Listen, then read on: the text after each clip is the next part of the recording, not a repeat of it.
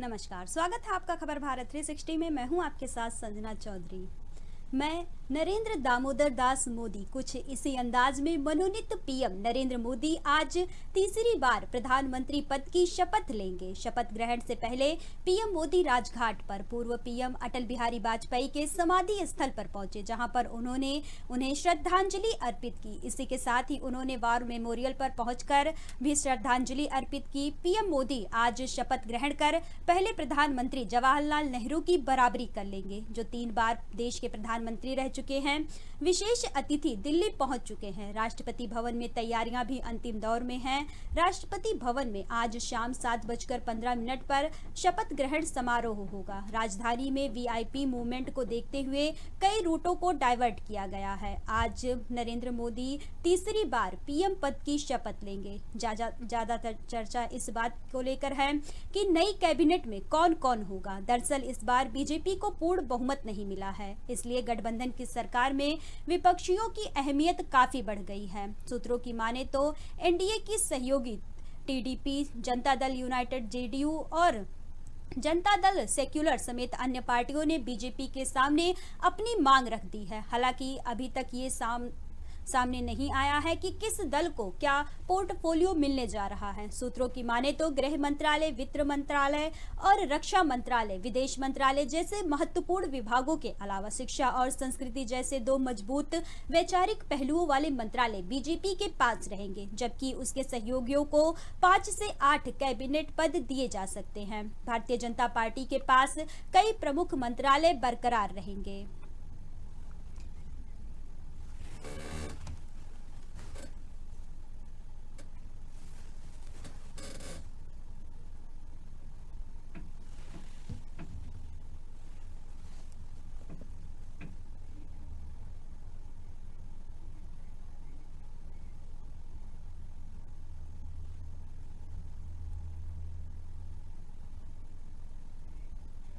वहीं इस वक्त की बड़ी खबर दिल्ली से आ रही है, जहां पर मोदी कैबिनेट के मंत्रियों की लिस्ट फाइनल हो चुकी है। दिल्ली में मोदी कैबिनेट के मंत्रियों की लिस्ट फाइनल हो चुकी है। सूची में राजनाथ, गडकरी समेत कई नाम शामिल है। शपथ ग्रहण से पहले बड़ी सियासी हलचल मची हुई है। दिल्ली में नए सांसदों को शपथ के लिए फोन जाना शुरू हो चुका है। ज्योतिरादित्य सिंधिया को भी फोन आ चुका है। अमित शाह, राजनाथ सिंह को भी फोन गया है। नितिन गडकरी, शिवराज सिंह चौहान को भी फोन गया है।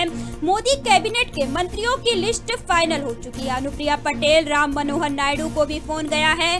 वहीं जेपी नड्डा भी इस कैबिनेट में शामिल हो सकते हैं। जेपी नड्डा भी मंत्री बन सकते हैं। जीतन राम मांझी, एचडी कुमारस्वामी को भी फोन गया है। पी चंद्रशेखर, पेम्मा सानी को भी फोन गया है। वीडी शर्मा को राष्ट्रीय संगठन में जगह मिल सकती है। दिल्ली से बड़ी खबर आ रही है, जहां पर मोदी कैबिनेट के मंत्रियों की लिस्ट फाइनल हो चुकी है, जिसमें कई बड़े नाम शामिल हैं। इसी के साथ ही मध्य प्रदेश के 3 नाम भी इस लिस्ट में शामिल है, जिनमें ज्योतिरादित्य सिंधिया, शिवराज सिंह चौहान का भी नाम शामिल है। आपको बता दें कि शिवराज सिंह चौहान को एक अहम पद दिया जा सकता है।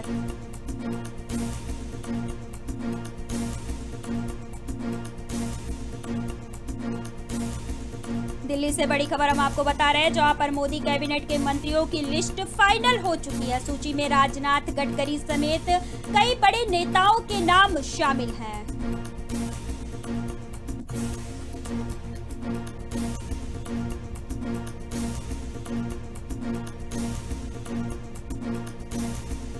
वहीं खबर पर अधिक चर्चा के लिए हमारे संवाददाता पिंटू सोनी हमारे साथ जुड़ चुके हैं। पिंटू जी, मोदी कैबिनेट की लिस्ट फाइनल हो चुकी है, जिसमें एमपी के भी 3 नाम शामिल हैं।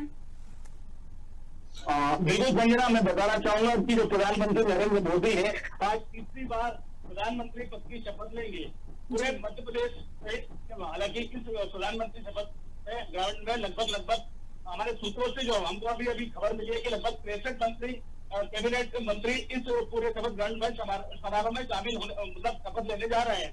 हालांकि मध्य प्रदेश की बात करें तो 2014 से 2019 तक तो 7 कैबिनेट मंत्री मध्य प्रदेश से चुने गए थे। वहीं 2019 से 2024 के बीच कुछ 6 मंत्रियों को इस बार मौका मिला था, परंतु जैसा कि हम देख रहे हैं कि इस बार जो एनडीए की सरकार है वो इस पर भारतीय जनता पार्टी की स्पष्ट बहुमत की सरकार नहीं है। अपने संगठन, अपने सहयोगी दल एनडीए के साथ उन्होंने 294 सीटों पर जीत हासिल करके इस पर बहुमत को हासिल किया है, तो कहीं न कहीं अपने सहयोगी दलों को भी उनको साधना पड़ेगा। इस मतदान करने से अगर देखा जाए तो मध्य प्रदेश में जो नेतृत्व का जो आंकड़ा था उसमें कमी देखी जा सकती है। हालांकि हम आज सुबह की बात करें तो मध्य प्रदेश सहित अन्य राज्यों के कुल 30 सांसदों को व्यक्तिगत पीएम हाउस से फोन आया था। उनको केंद्रीय कैबिनेट मंत्री की शपथ ग्रहण समारोह में शपथ लेने के लिए दिल्ली बुलाया गया है। वहीं मध्य प्रदेश के हम मुख्य रूप से बात करें तो पूर्व मुख्यमंत्री शिवराज सिंह चौहान, जो कि केंद्र में इस बार पहली बार मंत्री बनाए जाएंगे, उनको भी आमंत्रित किया गया है। पूर्व केंद्रीय उड्डयन मंत्री ज्योतिरादित्य सिंधिया को भी बुलाया गया है। वहीं सावित्री ठाकुर, जो कि धार से दूसरी बार सांसद बनी है, उनका भी नाम मंत्रिमंडल में शामिल होने जा रहा है। लगभग देखा जाए तो इस बार जो नेतृत्व केंद्रीय नेतृत्व मध्य प्रदेश के सिर्फ 3 ही मंत्री शामिल हो पाएंगे।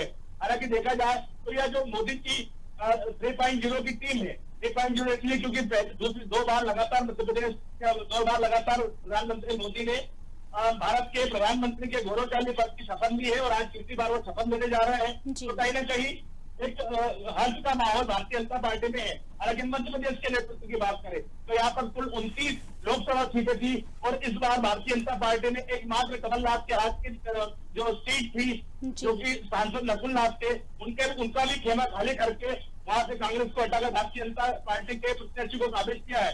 इस तरह से पूरी 29 सीटों पर मध्य प्रदेश से 29 सांसद इस बार लोकसभा के अंदर अपना नेतृत्व करेंगे। संजना जी, इस बार बीजेपी की पूर्ण बहुमत की सरकार नहीं है, तो यहाँ पे सबसे बड़ा सवाल ये होता है कि इनके कैबिनेट में कौन कौन शामिल होगा, साथ ही किसको कौन सा मंत्रालय दिया जाएगा। इसी के साथ खबर ये भी आ रही है कि 3 बड़े मंत्रालय बीजेपी अपने पास रखेगी।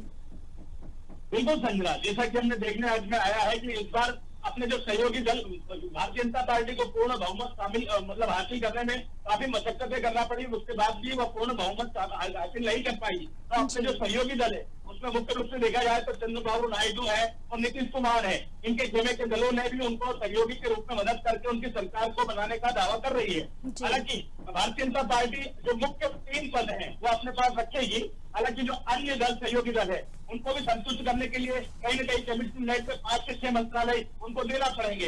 हालांकि हमें अपने दर्शकों को हमारे खबर भारत के चैनल के माध्यम से बताना चाहता हूँ कि जो चंद्रबाबू नायडू है, इन्होंने इन्हीं नरेंद्र मोदी को कुछ वर्षों पहले एक घोर आतंकवादी की उपाधि अपने एक भाषण में दी थी। वहीं नीतीश कुमार ने भी यह शपथ ली थी कि मैं मर जाऊंगा लेकिन कभी भाजपा में नहीं जाऊंगा। वही अगर हम बात करें पूर्व गृह मंत्री अमित शाह की, तो अमित शाह ने भी यह बात अपने बयानों में कहीं न कहीं पहले कही है कि चाहे कुछ भी हो जाए हम नीतीश कुमार को कभी भारतीय जनता पार्टी में शामिल नहीं करेंगे। परंतु आज इस बार लोकसभा चुनाव में जो हमने देखा एक बड़ा उलटफेर भारतीय जनता पार्टी के साथ हुआ है। उत्तर प्रदेश में आशानुरूप परिणाम नहीं आने के कारण कहीं न कहीं नीतीश कुमार को अपने सहयोगी दल में शामिल भारतीय जनता पार्टी को करना पड़ रहा है। वही चंद्रबाबू जो नायडू है वह भी अपने राज्य को विशेष राज्य का दर्जे की मांग को लेकर कहीं न कहीं सहमति देते हुए भारतीय जनता पार्टी के साथ सहयोगी दल के रूप में अपना मत उनको दे रहे हैं। तो भारतीय जनता पार्टी के साथ कई मुश्किलें भी हैं, परंतु जो मुख्य 3 पद है वो इस बार भारतीय जनता पार्टी अपने पास रखेगी। संजना जी पिंटू जी, जैसा कि आपने नीतीश कुमार की बात की, तो जब चुनाव के परिणाम आए उसके बाद सबसे ज्यादा सुर्खियों में नीतीश कुमार बने रहे। लगातार देखा गया कि कई ऐसी खबरें आई कि नीतीश कुमार इंडिया गठबंधन के साथ जा रहे हैं, जहां पर उन्हें उप प्रधानमंत्री बनने का पद भी दिया जा रहा था। वही जब कांग्रेस के लोगों से बात की गई तो अब कांग्रेस के लोग इस बात से सीधा इनकार कर रहे हैं। उनका सीधा कहना है कि ये सिर्फ एक अफवाह थी, हमारी तरफ से ऐसा कोई प्रस्ताव नहीं दिया गया। लेकिन वही जब चुनाव परिणाम आए थे तो कई कांग्रेस के लोगों का ये बयान आया था कि जिसको भी इंडिया गठबंधन में आना है उनका पूरे दिल से स्वागत है। बिल्कुल संजना, जैसा कि इंडिया गठबंधन ने कहीं न कहीं इस बार अपनी जो सीटें है वो 200 और कुछ सीटों पर साबित हुई। हालांकि स्पष्ट बहुमत तो कांग्रेस को सिर्फ 93 सीटों पर ही मिला है, परंतु कहीं न कहीं अखिलेश यादव और नीतीश कुमार कहीं न कहीं इस पूरे गेम चेंजर, इस पूरे लोकसभा के परिणामों में गेम चेंजर के रूप में उभर के रहा है। वही जैसा कि देखा कि इंडिया गठबंधन बड़ा ही एक आशानुरूप परिणाम अपने लिए लेकर आई है। पिछली बार से इस बार उनको 103 सीटें ज्यादा मिली है। कहीं न कहीं एक अच्छे उपस्थित रूप में और लोकसभा के अंदर साबित होंगे। वही नीतीश कुमार की जो बात है, नीतीश कुमार को उप मुख्यमंत्री का जो प्रस्ताव, उप प्रधानमंत्री का जो प्रस्ताव भेजा था उसको कांग्रेस अब सिरे से खारिज कर रही है। परंतु लगातार जब परिणाम आ रहे थे तो अटकलें लगातार कांग्रेस की तरफ से भी बयानबाजी होती हुई हमको दिखाई दे रही थी, इंडिया गठबंधन की तरफ से बयानबाजी होती हुई दिखाई दे रही थी कि उनके कुछ प्रमुख नेता नीतीश कुमार के संपर्क में है, तेजस्वी यादव के संपर्क में है, और जो अखिलेश यादव है वह भी एक बड़ा उलटफेर इस राजनीति में कर सकते हैं। परंतु कहीं न कहीं अपने जो व्यक्तिगत मत को लेकर नीतीश कुमार ने हो सकता है पार्टी के कार्यकर्ताओं से, अपनी पार्टी के कार्यकर्ताओं से बात करके यह फैसला किया होगा कि उन्होंने अंततः नरेंद्र मोदी की सरकार को समर्थन देने का वादा किया है। हालांकि नीतीश कुमार एक अच्छा वर्चस्व रखते हैं अपने क्षेत्र में, परंतु उनके ऊपर भरोसा किया जाना अभी भारतीय जनता पार्टी के लिए मुश्किलों का दौर होगा, क्योंकि ऐसा पहले कई बार हो चुका है कि भारतीय जनता पार्टी में शामिल हो गए हैं, फिर उन्होंने अपना पल्ला झाड़ते हुए अपने अलग से भारतीय जनता पार्टी के खिलाफ करके फिर अपने घर में चले गए थे। तो कहीं ना कहीं नीतीश कुमार एक बड़े गेम चेंजर इस लोकसभा परिणाम के बाद साबित तो हुए हैं। अब देखते हैं नरेंद्र मोदी सरकार में कितना मत और किस हद तक सहयोग करते हैं। संजना जी पिंटू जी, हमारे साथ बने रहिएगा, हम आपसे और अधिक चर्चा करेंगे। वहीं इस वक्त की बड़ी खबर धार से आ रही है, जहां पर नवनिर्वाचित सांसद सावित्री ठाकुर को भी मंत्री बनना तय हो चुका है। सावित्री ठाकुर भी मंत्री बनेंगी। सावित्री ठाकुर को पीएमओ कार्यालय से फोन आया है। महू लोकसभा क्षेत्र से नवनिर्वाचित सांसद है सावित्री ठाकुर। धमनोद धमतरी विधानसभा क्षेत्र सहित धार जिले में भी हर्ष का माहौल है। सावित्री ठाकुर का लगभग मंत्री बनना फाइनल हो चुका है। एमपी की धार सीट से सावित्री ठाकुर का नाम तय हुआ है।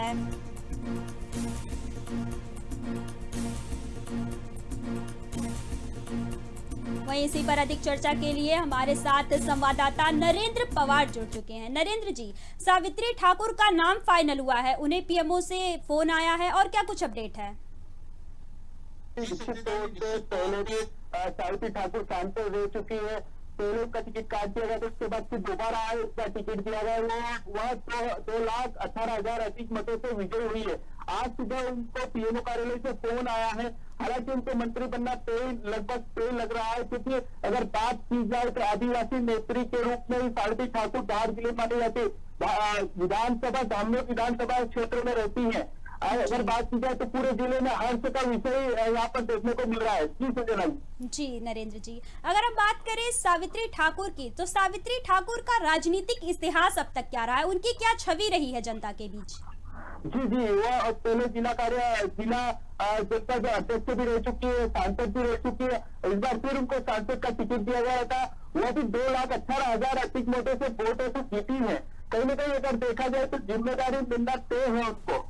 जी नरेंद्र जी, वहीं हमारे साथ संवाददाता पिंटू सोनी भी जुड़े हुए हैं। पिंटू जी, कहीं ना कहीं इस बार प्रधानमंत्री पद की शपथ लेने के बाद नरेंद्र मोदी जवाहरलाल नेहरू का जो एक रिकॉर्ड है उसके बराबर आ जाएंगे। हालांकि नेहरू जब तीसरी बार प्रधानमंत्री बने थे तो उनकी पूर्ण बहुमत की सरकार थी, लेकिन नरेंद्र मोदी की गठबंधन की सरकार है। बिल्कुल संजना, जैसा कि नरेंद्र मोदी आज तीसरी बार अपना जो प्रधानमंत्री पद की शपथ ले रहे हैं, उसके साथ ही वो पूर्व प्रधानमंत्री जवाहरलाल नेहरू के पद की बराबरी कर लेंगे। मतलब पूर्व प्रधानमंत्री जो कि 1952, 1957 और 1962 में लगातार 3 बार इस देश के प्रधानमंत्री बनकर काबिज हुए थे। हालांकि उनके साथ स्पष्ट कांग्रेस का बहुमत था, स्पष्ट बहुमत की सरकार उन्होंने बनाई थी, परंतु उस रिकॉर्ड की बराबरी आज जो यशस्वी प्रधानमंत्री माने जाते हैं नरेंद्र मोदी, वो बराबरी उस रिकॉर्ड की करने वाले हैं और आज तीसरी बार वो प्रधानमंत्री पद की शपथ लेंगे। हालांकि कहीं न कहीं संसद ये भी देखा जा रहा है कि इस बार 2 बार लगातार 2014 से लेकर 2019 तक और 2019 से लेकर 2024 तक लगातार प्रधानमंत्री नरेंद्र मोदी के स्पष्ट भारतीय जनता पार्टी की स्पष्ट बहुमत की सरकार थी, जिन्होंने उनको अपना नेता चुना था। परंतु इस बार कहीं न कहीं एक गठबंधन की सरकार है, तो काफी कुछ निर्णय जो व्यक्तिगत रूप से नरेंद्र मोदी देश में ले सकते थे पहले, जिन्होंने लिए हैं, जैसे कि हम आर्टिकल 370 की बात करें, नोटबंदी की बात करें या राम मंदिर मुद्दे को लेकर कहीं न कहीं बात करें, तो बड़े फैसले नरेंद्र मोदी की सरकार ने व्यक्तिगत रूप से अपने मंत्रिमंडल में लिए हैं। परंतु इस बार चूंकि विपक्ष में भी काफी लोकसभा के मत है, लोकसभा के सीटें हैं और गठबंधन की सरकार है, तो कहीं न कहीं नरेंद्र मोदी को बहुत सारी मुश्किलों का सामना तो करना पड़ सकता है। परंतु वो लगातार किसी बार प्रधानमंत्री बनकर एक नए रिकॉर्ड को ध्वस्त करने जा रहे हैं। संजना जी, इस बार गठबंधन की सरकार है तो इस बार लोगों के मन में एक सवाल सबसे ज्यादा आ रहा है कि पिछली बार तो पूर्ण बहुमत की सरकार थी तो सभी ने खुल के काम किया, लेकिन इस बार गठबंधन की सरकार है, कोई भी काम करने से, कोई भी फैसला लेने से पहले सभी के सहयोग की जरूरत होगी। तो क्या इस बार नरेंद्र मोदी सरकार बड़े फैसले लेगी या फिर नॉर्मल ही रह जाएगा सब कुछ? हालांकि अभी हम इस बारे में कोई स्पष्टीकरण नहीं दे सकते, परंतु कयास लगाए जा सकते हैं क्योंकि नरेंद्र मोदी एक यशस्वी प्रधानमंत्री इस भारतवर्ष के बने हैं। उन्होंने अपने कार्यकाल में कई ऐसे फैसले देश के अंदर लिए हैं जिनके न केवल भारतवर्ष में बल्कि विश्व पटल में भी जिन्होंने भारत का एक ऊंचा नाम किया है। हालांकि इस बार गठबंधन की सरकार होने के कारण बहुत मुश्किलों का सामना उनको करना पड़ेगा। जैसे हो सकता है जैसे एनपीआर मतलब जनसंख्या नियंत्रण कानून को लेकर या कुछ तो इस तरह के फैसले जो नरेंद्र मोदी लेना चाहते थे उनको, हालांकि पूर्ण बहुमत की सरकार नहीं होने से इस बार काफी मुश्किलों का सामना तो करना पड़ेगा। परंतु हालांकि जो सहयोगी दल है वह कहीं ना कहीं उनकी मदद करने का आश्वासन कर चुके हैं उनको, और इस बात से ही वो अपना समर्थन दे रहे हैं। तो हो सकता है कि नरेंद्र मोदी अपने जो सोच इस भारत को विकसित भारत बनाने की रखते हैं वो कहीं ना कहीं उनकी सोच को पूरा कर सके। संजना जी, मेरा अगला सवाल नरेंद्र जी आपसे है। जिस प्रकार से हमने देखा था चुनाव प्रचार के दौरान कि भाजपा ने लगातार महिलाओं के हित की बात की थी और सावित्री ठाकुर महिला हैं, उन्हें मंत्री पद दिया जा रहा है, तो उन्हें कौन सा मंत्रालय मिलने की संभावना जताई जा रही है? जी, निश्चित तौर पर अभी इस प्रकार से मंत्रिमंडल में कौन सी जगह उनको मिलना ये तय नहीं हो चुका है, परंतु अगर इस बात की बात की जाए तो उनको महिला मंडल में या तो बाल विकास मंत्रालय भी दे सकते हैं। निश्चित तौर पे अगर देखा जाए तो महिला नेतृत्व के रूप में यहाँ पर दूसरी बार सांसद के रूप में यहाँ पर धार जिले में उन्होंने जीत हासिल की है। निश्चित तौर पे जिम्मेदारी बड़ी मिलना है उनको। अगर बात की जाए तो मध्य प्रदेश से तो ज्योतिराज सिंधिया, शिवराज सिंह चौहान और तीसरे हमारे सावित्री जी ठाकुर, उनका भी नाम, 3 मध्य प्रदेश से नाम सामने आ रहे हैं अभी तक।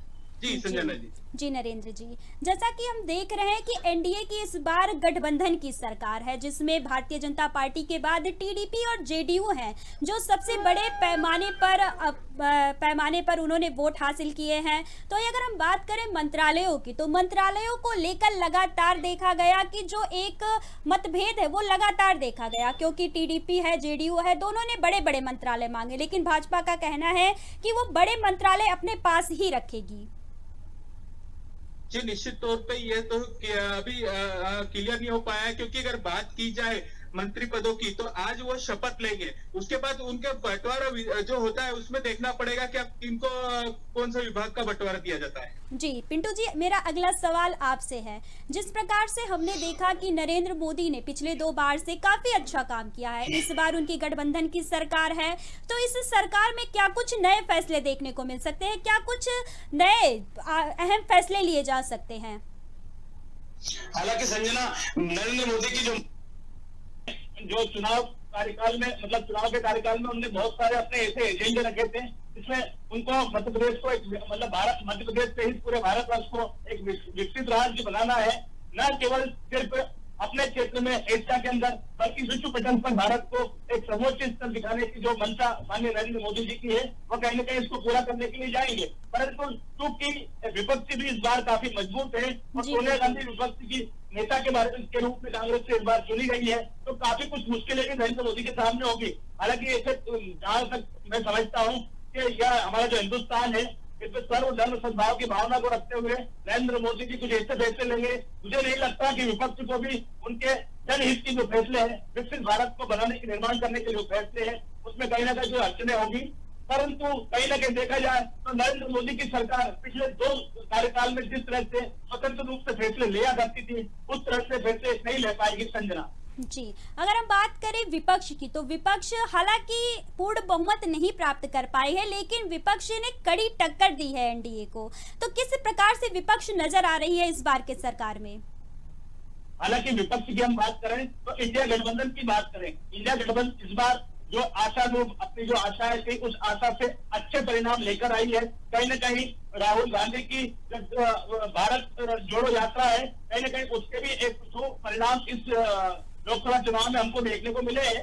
तो विपक्ष भी अपनी अहम भूमिका में इस बार रहेगा। हालांकि विपक्ष ने जैसे ही परिणाम आए थे उस दौरान यह दावा किया था कि चाहे कुछ भी हो जाए, किसी भी स्थिति में हम नरेंद्र मोदी को प्रधानमंत्री नहीं बनने देंगे, हम फिर से इंडिया गठबंधन की ही सरकार बनाएंगे। नीतीश कुमार से हमारी बात हो चुकी है, चंद्रबाबू नायडू के बेटे से भी कांग्रेस के वरिष्ठ नेता लगातार संपर्क में रहे हैं, तो इस बात का दावा इंडिया गठबंधन कर रही थी। परंतु जो नरेंद्र मोदी जो कि एक यशस्वी प्रधानमंत्री है और उनके समर्थन में अन्य दलों ने उनको अपना समर्थन देते हुए लगभग 293 के बाद 303 मत अपने वहां पर दे दिए हैं। तो स्पष्ट गठबंधन की जो एनडीए की सरकार है वह बनने जा रही है और माननीय नरेंद्र मोदी जी प्रधानमंत्री के रूप में आज अपनी शपथ लेंगे और जो विपक्ष है उसकी भी एक बड़ी भूमिका है, जिसमें विपक्ष को अपने मुद्दों, अपनी बात को रखने के लिए माननीय नरेंद्र मोदी के संपर्क में आना पड़ेगा। संजना जी, नरेंद्र जी, मेरा अगला सवाल आपसे है। जिस प्रकार से हमने देखा कि अगर हम मध्य प्रदेश की बात करें तो यहाँ से कांग्रेस का सूपड़ा एकदम साफ हो गया है। 29 की 29 सीटों पर बीजेपी ने जीत हासिल की है। वही जीत हासिल करने के बाद कांग्रेस के अंदर जो कलह है वो बढ़ती हुई नजर आ रही है। लगातार कांग्रेस के जो नेता है वो आपस में ही एक दूसरे पर आरोप प्रत्यारोप लगा रहे हैं। जी, निश्चित तौर पे संजना जी, मध्य प्रदेश में पहले एक सीट कांग्रेस के पास थी। निश्चित तौर पे इस बार 29 की 29 सीटें मध्य प्रदेश ने भाजपा की झोली में डाली है। कहीं ना कहीं अगर देखा जाए तो कांग्रेस निश्चित तौर पे हावी होने दिख रही। अभी इंदौर का ये एक मामला उन्होंने रैली निकालकर रिपोर्टर डाले बीजेपी के और रैली निकालकर मांग की कि देश के प्रधानमंत्री के रूप में शिवराज सिंह चौहान को देखना चाहते हैं। कांग्रेस के नेताओं ने जो मांग की थी, निश्चित तौर पर गृह मंत्रालय के लिए वहां पर शक्कर ललवानी है, उनकी मांग की थी। कहीं ना कहीं देखा जाए तो कांग्रेस इस प्रकार से प्रदर्शन करके मांग कर रही है। जी संजना जी, जैसा कि आपने शिवराज सिंह चौहान की बात की, शिवराज सिंह चौहान मध्य प्रदेश के काफी बड़े और प्रभावशाली नेताओं में से आते हैं। उनका एक दबदबा रहता है यहाँ की जनता पर, उन्हें मंत्री पद के लिए बुलाया गया है। तो शिवराज सिंह चौहान को कौन सा मंत्रालय दिया जा सकता है? जी, निश्चित तौर पे अगर बात की जाए जनताओं के बीच में जो चर्चा का विषय है, उन्हें कृषि मंत्रालय दे सकते हैं। क्योंकि अगर बात की जाए, वो भी किसानी क्षेत्र से आते हैं, एक किसान नेता है वो। निश्चित तौर पे ऐसा आकलन हम लगा सकते हैं कि कहीं ना कहीं किसान क्षेत्र के कारण उन्हें कृषि मंत्रालय भी जिम्मेदारी दे सकती है। जी, वहीं अब हम बात करते हैं पिंटू सोनी से। पिंटू जी, जैसा कि हमने देखा था कि पिछले 2 बार के कार्यकाल में प्रधानमंत्री नरेंद्र मोदी ने अंतर्राष्ट्रीय स्तर पर एक भारत की अहम भूमिका बनाई हुई है, अहम मुद्दे पर भारत बात करता है। तो वहीं इस बार क्या कुछ देखने को मिल सकता है अंतर्राष्ट्रीय मुद्दों को लेकर? बिल्कुल संजना, जैसा कि मैं बताना चाहूंगा कि प्रधानमंत्री नरेंद्र मोदी ने अपने 2 बार के कार्यकाल में न केवल भारतवर्ष में बल्कि अंतर्राष्ट्रीय स्तर पर भी भारत को एक अमिट पहचान दिलाई है। कई बड़े देशों की उनने यात्राएं की है। वहां के जो राष्ट्राध्यक्ष है उन्होंने भी प्रधानमंत्री नरेंद्र मोदी की जो शैली है, जो नेतृत्व शैली है, उसको सराहा है। और आज हम देख रहे हैं कि जो मंत्रिमंडल की जो शपथ ग्रहण है, प्रधानमंत्री नरेंद्र मोदी अपने 3रे मंत्रिमंडल पद की शपथ के साथ खुद स्वयं 3री बार प्रधानमंत्री की शपथ लेने जा रहे हैं। तो लगभग 7 राज्यों के राष्ट्राध्यक्ष उनके इस नेतृत्व में, उनके शपथ ग्रहण में विशेष अतिथि के रूप में शामिल होने के लिए आए हुए। तो कहीं ना कहीं जो नरेंद्र मोदी है वो न केवल भारतवर्ष के अंदर बल्कि पूरे राष्ट्र के अंदर अपने भारत को प्रमुख मुद्दों पर एक सर्वोच्च स्तर दिलाने के लिए, भारतवर्ष को एक सुनहरा भारत बनाने के लिए जो प्रयास कर रहे हैं, उसके लिए उनको काफी सफलताएं मिलेगी। संजना जी, जिस प्रकार से हमने देखा था कि चुनाव प्रचार के दौरान कांग्रेस ने लगातार किसान के मुद्दे पर, रोजगार के मुद्दे पर लगातार सरकार को घेरा था, तो इन मुद्दों को लेकर सरकार क्या कुछ नए फैसले ले सकती है या क्या कुछ नया देखने को मिल सकता है 3री बार की सरकार में? बिल्कुल, योगी कांग्रेस सरकार के पास इस बार भारतीय जनता पार्टी से लड़ने के लिए सिर्फ बेरोजगारी और किसानों की जन समस्याएं ही थी, यह प्रमुख मुद्दे थे। उसको लेकर भी क्योंकि इस बार जो मध्य प्रदेश के 6 बार के सांसद रह चुके हैं और लगभग 4 बार मुख्यमंत्री रह चुके हैं शिवराज सिंह चौहान, उनको हो सकता है कि कृषि मंत्री के रूप में शपथ दिलाई जाए। तो जो मध्य प्रदेश के जो मुखिया शिवराज सिंह चौहान रह चुके हैं, वह अब पहली बार इस केंद्र सरकार में मंत्रिमंडल की शपथ लेने जा रहे हैं। और माननीय नरेंद्र मोदी किसानों के हित में बहुत कुछ ऐसी योजनाएं या बहुत कुछ ऐसे लाभान्वित करने वाले जो फैसले हैं वो अपने इस कार्यकाल में ले सकते हैं। क्योंकि मध्य प्रदेश के शिवराज सिंह चौहान, क्योंकि मध्य प्रदेश ही एक कृषि बाहुल्य क्षेत्र है या सर्वाधिक अन्नदाता इस क्षेत्र से आते हैं, जिन्होंने शिवराज सिंह चौहान को अपना नेता चुना है और पूरे मध्य प्रदेश की 29 सीटों पे भारतीय जनता पार्टी को तो प्रचंड बहुमत से जीत दर्ज करवाई है। तो जो किसान है उनके हित की भी बहुत कुछ योजनाएं या बहुत कुछ बातें नरेंद्र मोदी अपने इस कार्यकाल में करने वाले हैं, भाजपा की सरकार करने वाली है और इसका पूरा फायदा मध्य प्रदेश को भी मिलने जा रहा है। संजना जी नरेंद्र जी, मेरा अगला सवाल आपसे है। जिस प्रकार से हम देखते हैं कि लगातार जब भी राजनीति की बात आती है तो जाति और धर्म एक अहम मुद्दा बन जाता है। इस बार के चुनाव में जाति और धर्म अहम मुद्दा बना है। कई जगहों पर देखा गया है कि कई पार्टियों को जाति और धर्म के नाम पर ही जीत मिली है। कहीं ना कहीं ये समाज के लिए एक बुरी बात है, क्योंकि इससे समाज की एक अशिक्षा दर्शाती है कि लोगों को मुद्दों, जो विकास के मुद्दे हैं उन पर नहीं, बल्कि एक जाति धर्म के नाम पर लड़ाकर उनके नाम पर जीत हासिल की जा रही है। ये निश्चित तौर पर संजना जी, जातिवाद का जो समीकरण इस बार सामने आया है, निश्चित तौर पे ये होना चाहिए। लोकतंत्र के इस महापर्व में सभी को एक अपना नेता चुनने का हक रहता है। निश्चित तौर पे अगर बात की जाए तो यहाँ पर जाति समीकरणों की जो बिठाकर जो टिकट बांटे गए थे, कहीं ना कहीं ऐसा सामने जरूर आता है, क्योंकि ये नहीं होना चाहिए। जी संजना जी, निश्चित तौर पे अभी जो लिस्ट हमारे पास आ रही है, सूची जिन मंत्रिमंडल में, उनके मैं आपको नाम बता देना चाहूंगा। ज्योतिरादित्य सिंधिया, अमित शाह जी, राजनाथ सिंह जी, शिवराज सिंह जी चौहान, अनुप्रिया पटेल, राम नायडू, साथ ही कैबिनेट में शामिल हो सकते पीयूष गोयल, जयशंकर चौधरी, ऐसे तमाम नेताओं की लिस्ट अभी आ चुकी है। निश्चित तौर पे ये शाम को आज शपथ ले सकते हैं। जी नरेंद्र जी, तमाम जानकारी साझा करने के लिए आपका धन्यवाद। पिंटू जी, मेरा अगला सवाल आपसे है। जिस प्रकार से हमने देखा कि अग्निवीर एक अहम मुद्दा बनकर आया था, कांग्रेस का सीधा कहना था कि अगर हम सरकार में आए तो हम अग्निवीर योजना को खत्म कर दे। कहीं ना कहीं अग्निवीर योजना की वजह से एक बड़ा असर देखने को मिला है इस पूरे चुनाव में। नरेंद्र मोदी की जो सरकार है, उन्होंने हाल ही में एक अग्निवीर योजना निकाली गई है, जो भारत के नौजवानों के लिए, जो 18 वर्ष से 24 वर्ष की उम्र के जो नौजवान है, उनके लिए योजना है।